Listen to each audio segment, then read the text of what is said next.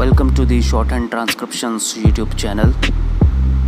जो भी steno aspirants हैं, जो भी तैयारी कर रहे हैं, ज़रूर इस चैनल को भी सब्सक्राइब कर दीजिए और बेल आइकन को दबा दीजिए ताकि आपको नोटिफिकेशन मिले सबसे पहले। और अभी इस वक्त हम पार्लियामेंट्री रिपोर्टर के लिए डिक्टेशन रोज़ डाल रहे हैं, तो आप प्रैक्टिस कीजिए और उसको लीजिए। श्योरली आपकी स्पीड ज़रूर बढ़ेगी। तो चलिए स्टार्ट करते हैं। 10 seconds TC 513 volume 24 Kailash Chandra.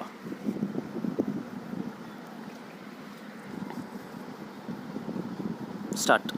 Sir, 80% of this country's population lives in villages and a majority of them are landless laborers and marginal farmers. Out of this 80%, that is 70 crores of rural population, more than 30 crores and are landless laborers. They live below the poverty line. Really speaking, there is no legal provision for their well-being and welfare. The urban labor is less than 10 crores and the government has taken many steps and measures for their well-being and upliftment.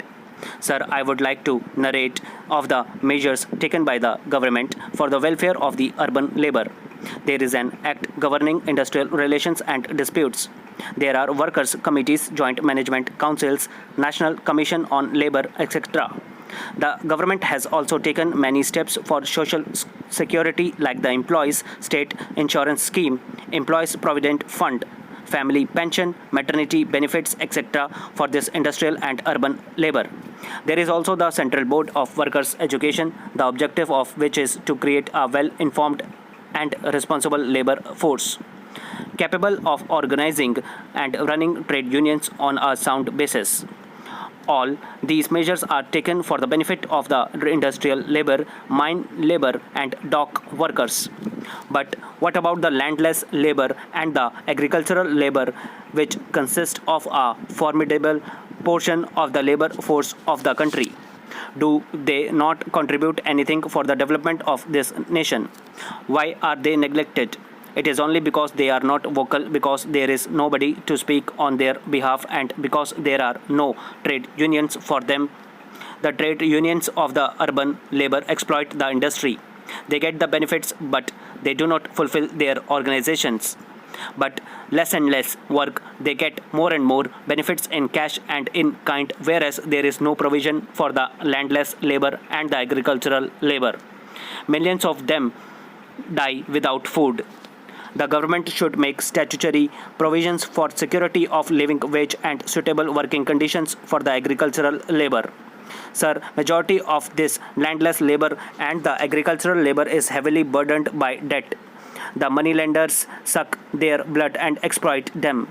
The crushing burden of debt on them should be removed. Special tribunals should be appointed to inquire into this and all debts which are beyond the capacity of peasants to pay should be liquidated.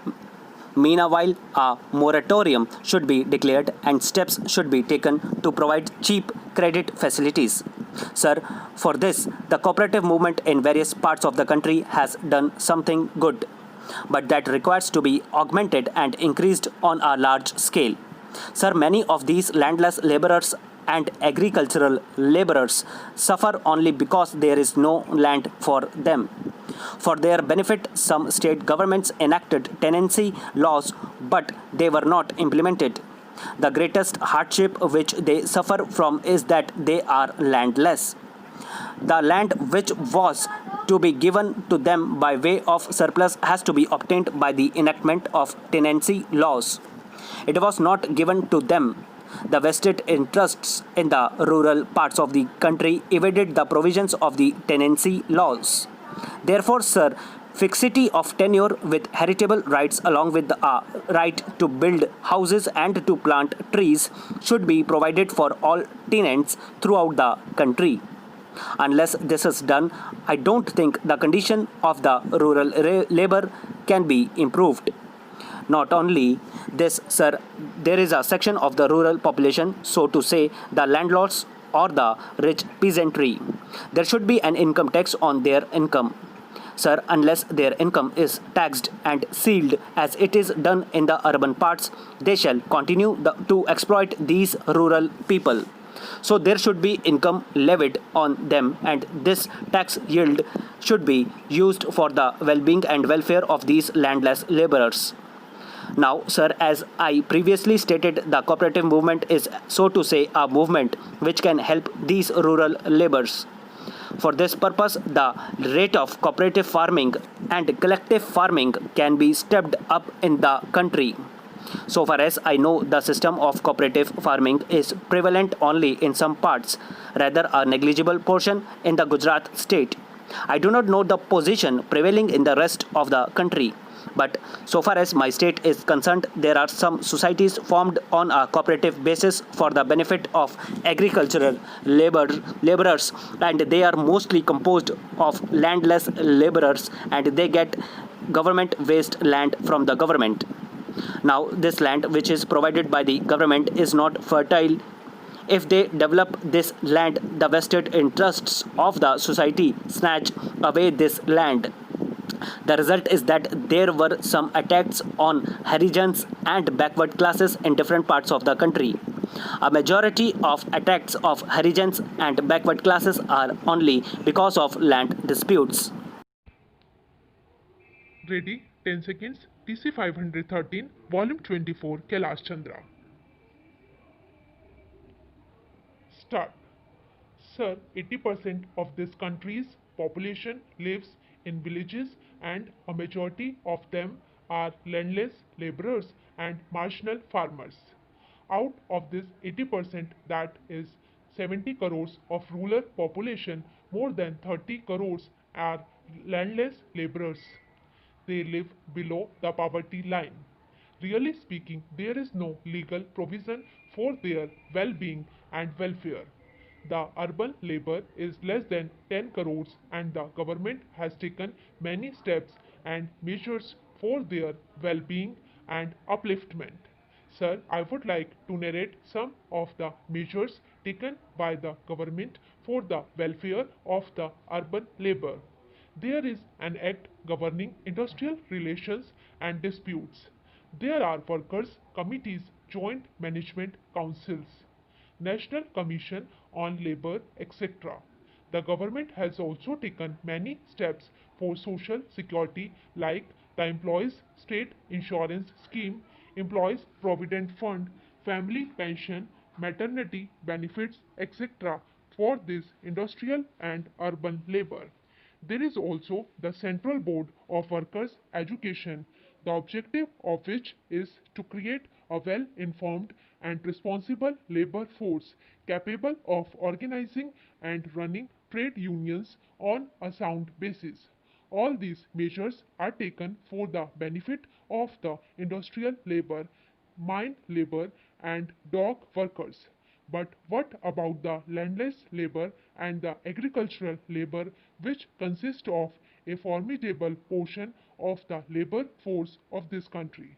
Do they not contribute anything for the development of this nation? Why are they neglected?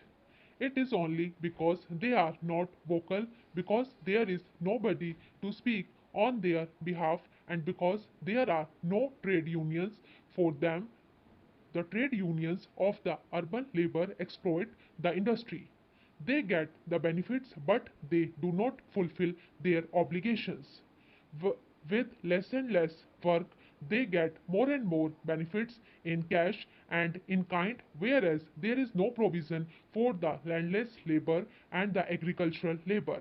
Millions of them die without food. The government should make statutory provisions for security of living wage and suitable working conditions for the agricultural labor. Sir, majority of this landless labor and the agricultural labor is heavily burdened by debt. The moneylenders suck their blood and exploit them.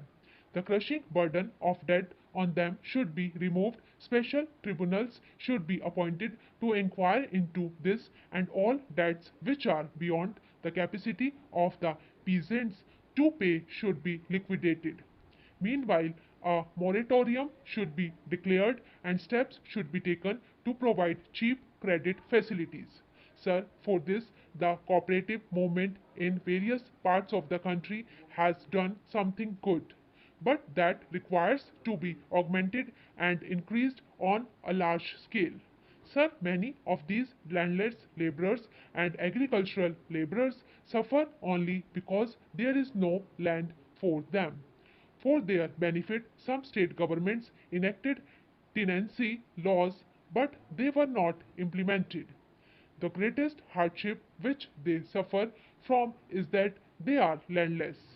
The land which was to be given to them by way of surplus has to be obtained by the enactment of tenancy laws. It was not given to them. The vested interests in the rural parts of the country evaded the provisions of the tenancy laws. Therefore, sir, fixity of tenure with heritable rights along with a right to build houses and to plant trees should be provided for all tenants throughout the country. Unless this is done, I don't think the condition of the rural labor can be improved. Not only this, sir, there is a section of the rural population, so to say, the landlords or the rich peasantry. There should be an income tax on their income, sir, unless their income is taxed and sealed as it is done in the urban parts, they shall continue to exploit these rural people.